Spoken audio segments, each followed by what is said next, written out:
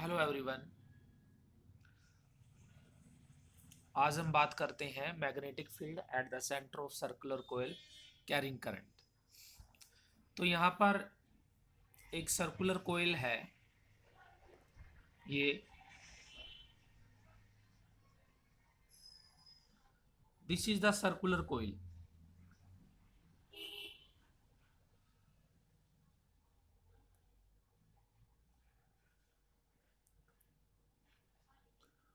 और इसकी जो रेडियस है वो रेडियस आर है।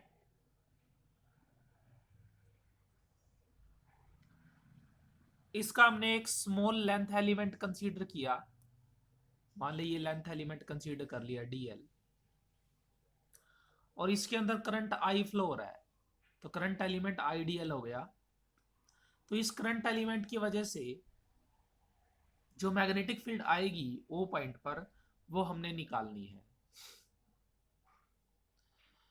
जब हमने बायट सावर्ट लॉ किया था D B equal to mu naught upon 4 pi ideal sine theta by R square, तो थीटा किसके बीच था? रेडियस वेक्टर और करंट एलिमेंट के बीच था। यहाँ पर वो थीटा की वैल्यू कितनी है? 90 डिग्री। इस बात का ध्यान रखें। तो यहाँ पे देखें, अब हम बायट सावर्ट लॉ की तरफ चलते हैं, और according to Biot Savart law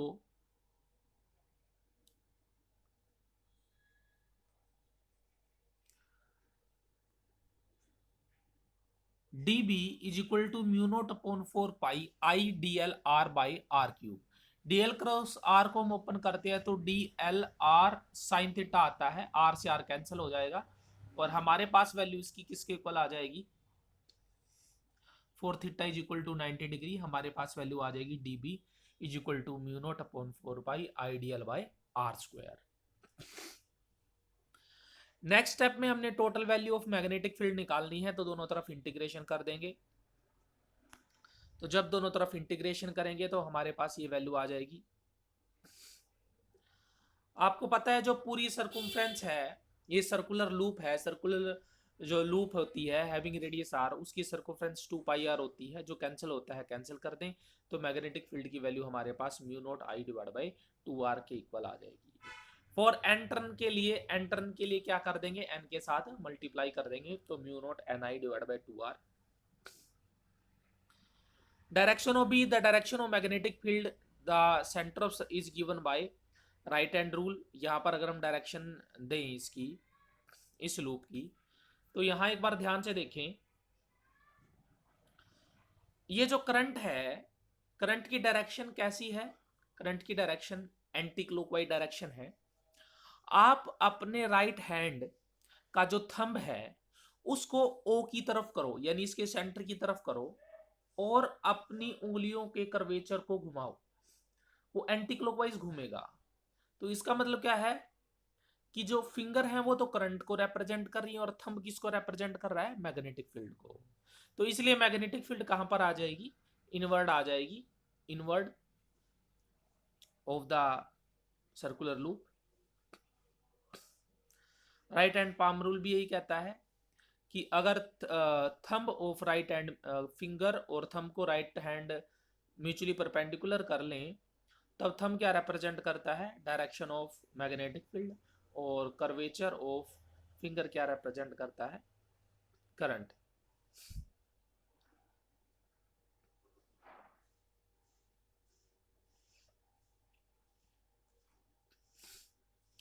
next topic है हमारा magnetic field due to a straight conductor carrying current. एक स्ट्रेट कंडक्टर है, इसके अंदर कुछ करंट कैरी हो रहा है, तो इसकी वजह से हमें पी पॉइंट पर मैग्नेटिक फील्ड की वैल्यू चाहिए। तो अब इस टॉपिक को बिल्कुल आप ध्यान से देखना।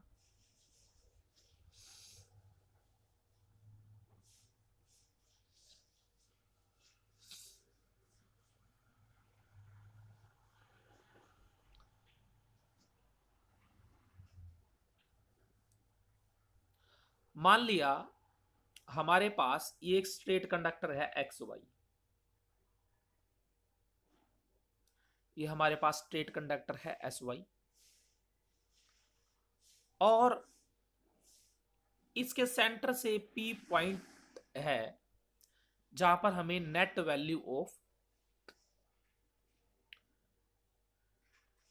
मैग्नेटिक फील्ड को कैलकुलेट करना है। एक बात और यहां पर नोट करें कि जो अगर हम बात करें जैसे ये XY इसकी लेंथ है टोटल, तो यहां से लेके यहां तक P पॉइंट का जो एंगल है वो मान लिया φ1 है, φ1। और ऐसे ही यहां से लेके यहां तक का जो एंगल है वो कंप्लीट φ2 है। हमने क्या किया, एक पॉइंट और कंसीडर कर लिया, यहां पे एक स्मॉल लेंथ एलिमेंट कंसीडर किया DL, इसके अंदर जो करंट है वो I है, तो हमारा करंट एलिमेंट हो गया IDL। इस आइडियल की वजह से, आइडियल करंट एलिमेंट की वजह से यहां पर जो मैग्नेटिक फील्ड आएगी P पॉइंट पर, जो यहां से R डिस्टेंस पे है, तो उस small amount of magnetic field को हमने निकालना है। ये बात ध्यान रखें, P पॉइंट पर जो मैग्नेटिक फील्ड आएगी DB, इस स्मॉल एलिमेंट की वजह से वो हमें यहां से कैलकुलेट करना है।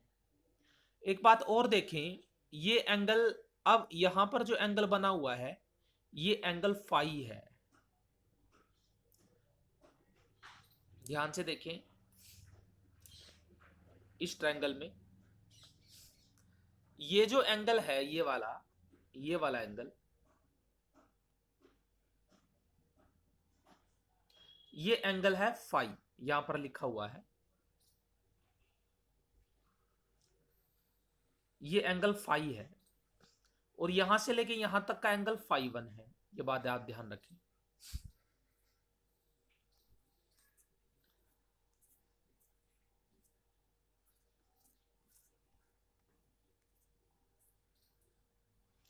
तो क्योंकि ये एंगल फाई है, ये एंगल 90 है, तो ये एंगल थीटा किसके इक्वल होगा, 90 माइनस फाई। क्योंकि ट्रायंगल के तीनों एंगल का सम 180 होता है, इनको ऐड करें तीनों को, फाई से फाई कैंसिल कर देगा, 90 प्लस 90 180 हो जाएगा। तो थीटा को हम क्या पुट कर सकते हैं बेटा, थीटा को हम पुट कर सकते हैं 90 minus phi. As you know that in Biot's average law dB is equal to mu naught upon 4 pi sin theta. तो साइन थीटा हम उस फॉर्मूले में किससे रिप्लेस कर देंगे थीटा को, 90 माइनस फाइव से, और साइन 90 माइनस फाइव किसके इक्वल होता है बेटा, कोस फाइव के।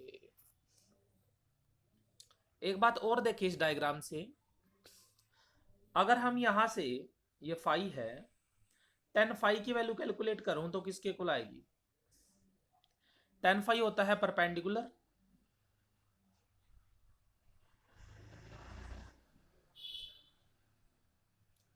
और बाय बेस, यहां से लेके यहां तक की जो वैल्यू है वो a है, तो बाय बेस l की वैल्यू हो गई बेटा a tan फाइव। मैं यहां ऊपर लिख देता हूं, l की वैल्यू क्या हो गई,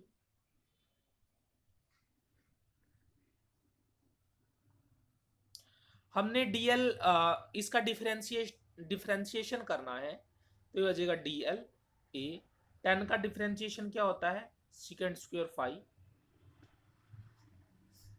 फाइव क्या करेंगे तो बेटा d फाइव हो जाएगा। ये दो बातें मैंने आपको बताई कि साइन थीटा तो कोस फाइव के इक्वल हो जाएगा, और dl a second square d five के इक्वल हो जाएगा।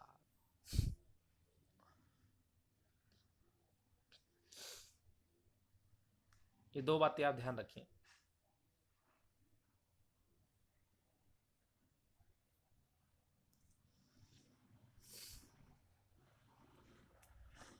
और यहां से एक बात और,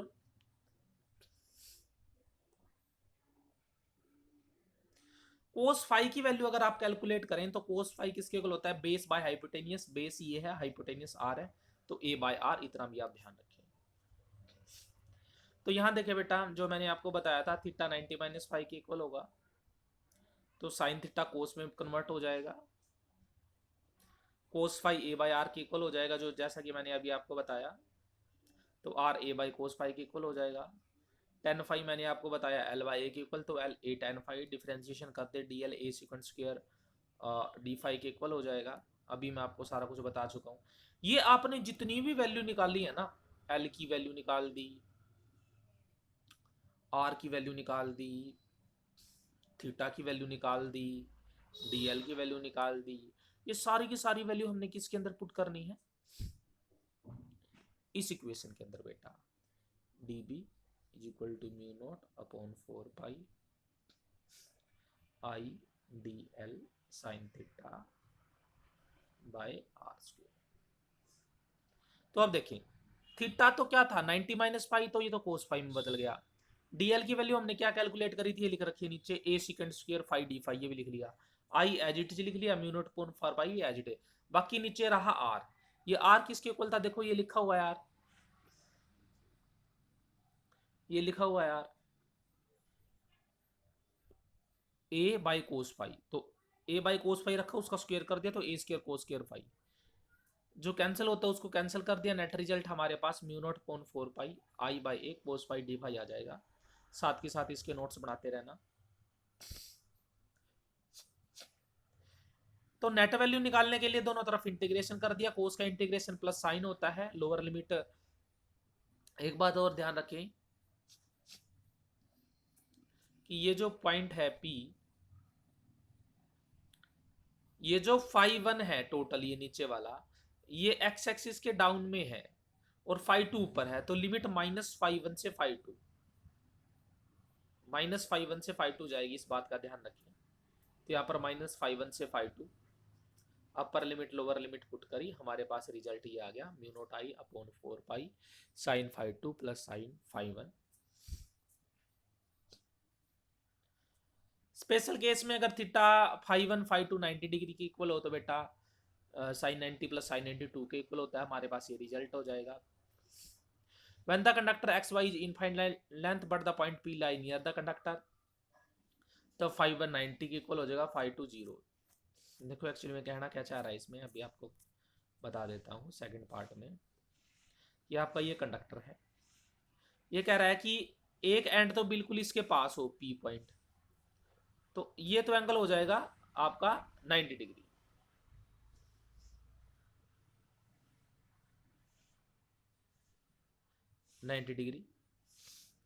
और ये वाला, ये बहुत दूर है, इनफाइनाइट है, इनफाइनाइट लेंथ से, तो मैंने आपको पहले बताया इनफाइनाइट लेंथ का हो तो ये लगभग लगभग ऐसे आता है, ये एंगल जो है वो बहुत स्मॉल होता है, और ये ऐसे लगेगा जैसे इस पर परपेंडिकुलर ही है, तो फाई 1 90 आ जाएगा, फाई 2 कितना आ जाएगा, 0 आ जाएगा। जैसे ये स्ट्रेट कंडक्टर है, देखिए ध्यान से, ये पॉइंट है P, ठीक है, ये वाला इसके रिस्पेक्ट में जो फाई है वो तो आ गया 0, इसके रिस्पेक्ट में आ जाएगा लगभग 90 डिग्री, क्योंकि ये बहुत बड़ा है और ये बहुत स्मॉल है। जैसे मान लिया हम डिस्कस करें कुछ ऐसे, ये है पॉइंट P, ये है पॉइंट, बिल्कुल नज़दीक है, तो अगर आप यहाँ पर परपेंड ये डाल लेंगे लगभग 90 डिग्री पे ही आएगी। If the conductor of finite length L and point P lies right bisector, तो इसमें देख ले,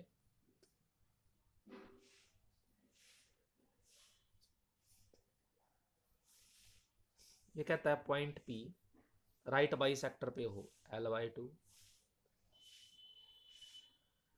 पे हो, तब क्या हो,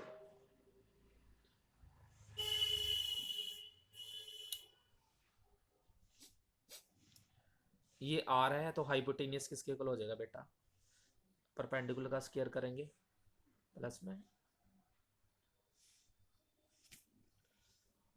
जो हमारा बेस है इसका स्क्वायर करेंगे, तो साइन फाई किसके इक्वल होता है, परपेंडिकुलर बाय बेस, तो परपेंडिकुलर किसके इक्वल है हमारा, L/2 के इक्वल, तो L/2 परपेंडिकुलर बाय हाइपोटेनियस होता है, तो हाइपोटेनियस की वैल्यू यहाँ पुट कर देंगे, तो L/2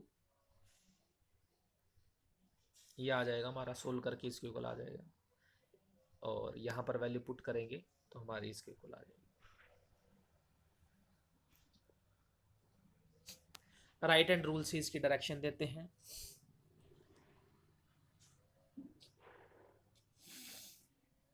इसमें क्या है बेटा, थंब तो किसको शो करता है, डायरेक्शन ऑफ करंट को। देखो ये है, आप अपने थंब को कुछ इस तरीके से करें, ये आपका थंब है मान लिया, थंब को आप करंट की डायरेक्शन में करें, और जो आपकी फिंगर है वो यहां आ जाएगी सारी इसके अराउंड, ऐसे फिंगर आपकी ऐसे आ गई, थंब इसकी डायरेक्शन में है, फिंगर ऐसे आ गई। तो जो फिंगर का कर्वेचर है, यानी कि आप सिंपली ये है, ये वायर है, इसके अंदर करंट है, अपने राइट हैंड के थंब को करंट की डायरेक्शन में कर लें अपने मोबाइल स्क्रीन की तरफ, तो जहां पर आपकी फिंगर घूमेंगी वो किसकी डायरेक्शन होगी, मैग्नेटिक फील्ड की, यानी आपकी फिंगर यहां से बाहर आएंगी, यहां पर इन्वर्ट जाएंगी, तो ये डायरेक्शन होगी।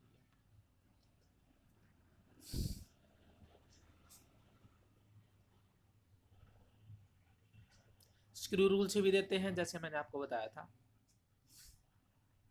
तो ये टॉपिक आप अच्छी तरह से कर लें।